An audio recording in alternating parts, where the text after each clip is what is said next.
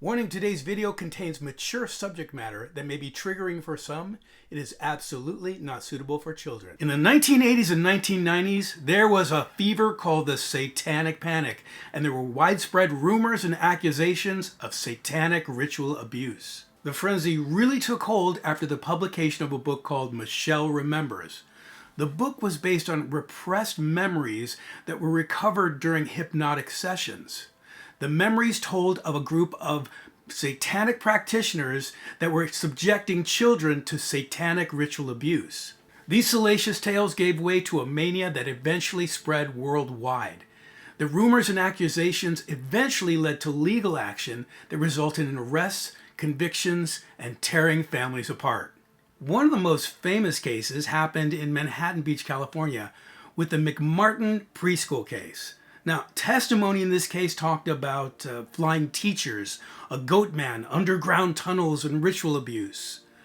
The case dragged on for years and cost upwards of $15 million. But in the end, Michelle Remembers was completely debunked, and the McMartin case kind of faded away due to any lack of real evidence. The Satanic Panic eventually was deemed as just a time in history when there was mass hysteria, based on nothing more than pseudoscience, the input of children who were being manipulated, and the testimony of people with mental illness.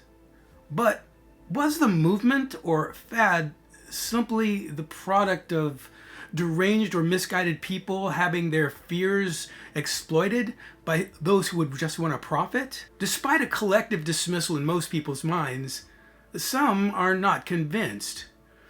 Although satanic ritual abuse no longer dominates the headlines, reports of this kind of behavior have never completely died out. Like most things, the truth probably lies somewhere between the extreme viewpoints. In today's story, we'll consider the first-hand account of Sargent Mike Mc Grew, who spent 31 years in law enforcement in the city of Santa Barbara, and his experience with some of the darkest parts of human trafficking, and how he was able to fight back and expose some of these horrible crimes that he's come to understand as being truly demonic. If that's something you like to think about, welcome to Check Your Head Stories, where we consider the bright side of things that can be quite disturbing with tales of the miraculous, the curious, and the oddly beautiful. Let's get to it. Check your head. What do you like to think about? It was late 1998.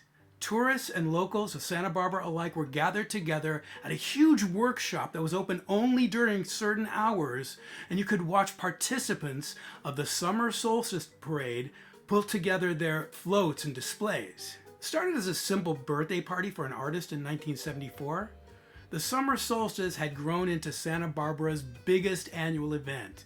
It became sort of like Santa Barbara's Burning Man, and it attracted the community's most eccentric and creative people. As outrageous as some of the participants were, nobody stood out more than Brian and Susan Mangan. Now, of course, nobody in the city called them Brian and Susan. They went by their pseudonyms of Dragon and Zia. This unique couple were hands down the most colorful of all the participants.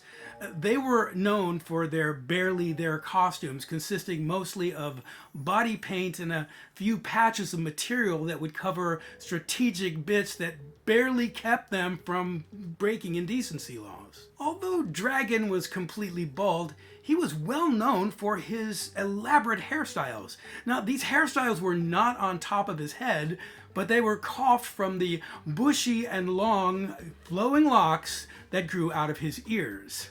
Most people consider them harmless oddballs, but their theatrical presentations proved to be more than simple cosplay. Dragon and Zia considered themselves pagan messengers, and they were trying to bring enlightenment to society and the whole world. They believed and preached that their strange proclivities would help bring about a euphoric state that would advance the whole human race. Parade organizers were hoping that this year the couple were going to tone it down a bit. And when Zia and Dragon revealed what they were going to do, they were a bit relieved because they were going to build a puppetry stage. Little did they know that when they said puppetry stage, they meant that the puppets were going to be actual humans suspended by fishing hooks in a sadomasochistic piece of performance art. Somehow the couple were able to enter their float into the parade and avoid any kind of backlash from the city. No matter how strange or harmful their behavior seemed to be, the couple seemed to be able to fly under the radar and avoid any consequences. They owned 2 large pieces of property right downtown in Santa Barbara, and people wondered how the 2 made their money. They just didn't understand. Or maybe they didn't want to understand. But then, something happened that blew the lid right off their secret life. Sargent Mike Mc Grew was called to the scene of a robbery where there'd been an assault and quite possibly a homicide. Several units were called to an establishment on West Cannon Perdido called Honest Touch. When they arrived, they saw people fleeing the building. They also saw that there was an injured man at the entrance, and they came to understand that there was a possible another victim inside that might not just be an injury, but a homicide. Because of the imminent threat, they didn't need a warrant, so they entered the premises. Once inside, it became clear to Mike that this wasn't a spa or merely a residence, but this was a brothel. And not just any brothel. Each room had a fantasy theme, and all the themes were dark, and all of the themes contained an altar. These altars, or these places, were laid out. These were clearly places for ritualistic abuse. Many of the prostitutes were arrested, along with the proprietors, none other than Dragon and Zia. The source of their income was no longer a mystery. Upon investigation, Sergeant Mike found out that one of the women who worked there had a brother who was in the gang life down in LA. He was a member of the Crips. Now, she called and tipped her brother off. She says, "Where I'm working right now, we're taking in so much money and it's almost all cash. If you wait till the weekend, you can come in and with a simple robbery, you can walk away with 80 grand, 100 grand, maybe more." And so, of course, he saw this as a great opportunity. He brought a couple of his gang members, and when things went wrong at the robbery, there were injuries, and everyone ended up getting arrested. What Sergeant Mike discovered next was going to take this prostitution case to a whole nother level. In one of the rooms, he discovered there was a camera. And then one of the rooms was a media room full of videotapes. Every one of the sessions that had gone on in these ritual abuse rooms had been recorded. The next 4 days required several of the police officers to sit in a room and watch these horrible videos for 12 hours a day. Several community leaders that were very well known became quite nervous because these videos were being viewed, because they had been clients of Honest Touch, and several of them became disgraced. Mike tells me that the first video he had to watch included a young woman who was being held up by hooks and things being done to her with a scalpel. He said that was one of the videos that were most palatable, and he asked me if I wanted any of the details of some of the things that he saw, and I declined, and he told me that that was a very wise decision. The things he saw in those videotapes began to change him and enter his psyche, and so it was with his fellow officers who were viewing the tapes as well.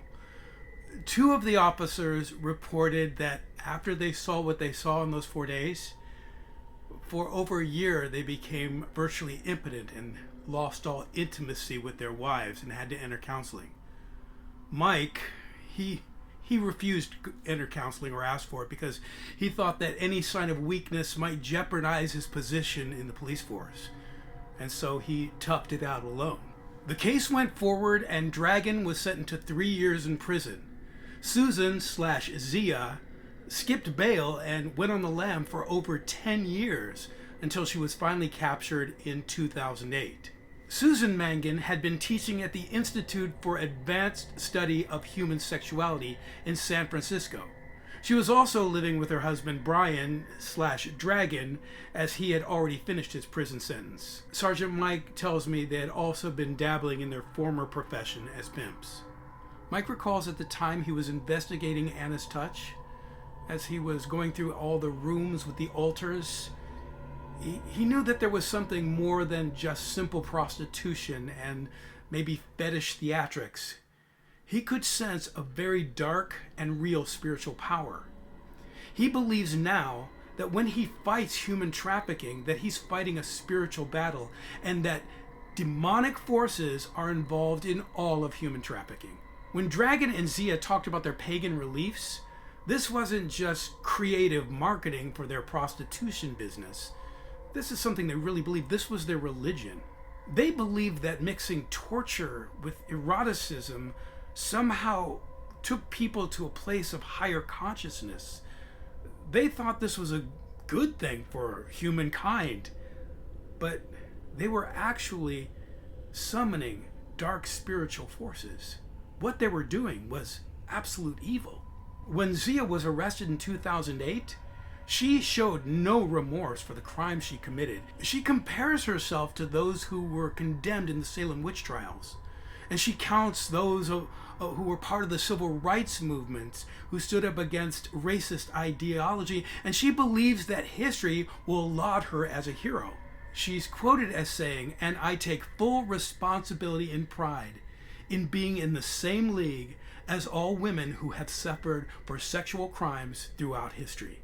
She believes that she's merely a matchmaker. Sargent Mike would take issue with that, because he knows firsthand the horrors and the devastation of what went on at Honest Touch. He has seen the evil and the destroyed lives of the people who become victims of this dark way of thinking. Although Sargent Mike has paid a dear price and experienced so much loss in order to fight this good fight against dark forces, he believes it's all worth it, and he will continue to fight. What's miraculous about this story is some of the women who were arrested that night at Anna's Touch have gone on to turn their lives around. They were only teenagers at the time. And they know that even though some people say they were choosing it rather than being forced into it, that anyone who is in the human trafficking lifestyle know that it is a type of slavery. They've left that tortured life behind. This case provided real evidence that ritualistic abuse is something that goes on. It's not simply a hoax. And even though the Satanic Panic has, for the most part, been discredited, still, there's something real there. It really happens. But isn't that a great way to hide something? If you cloud evidence, real evidence, with bogus and ridiculous reports, then it makes it all look kind of silly, and people start to dismiss it. And even when real facts present themselves, they're not taken seriously. Facts become irrelevant. This case brought focus to something that has become somewhat of a social divide, something that some would consider just a difference of worldview. But honestly, some things are so patently dark, so shameful, so repulsive. It is insanity to call that kind of evil good.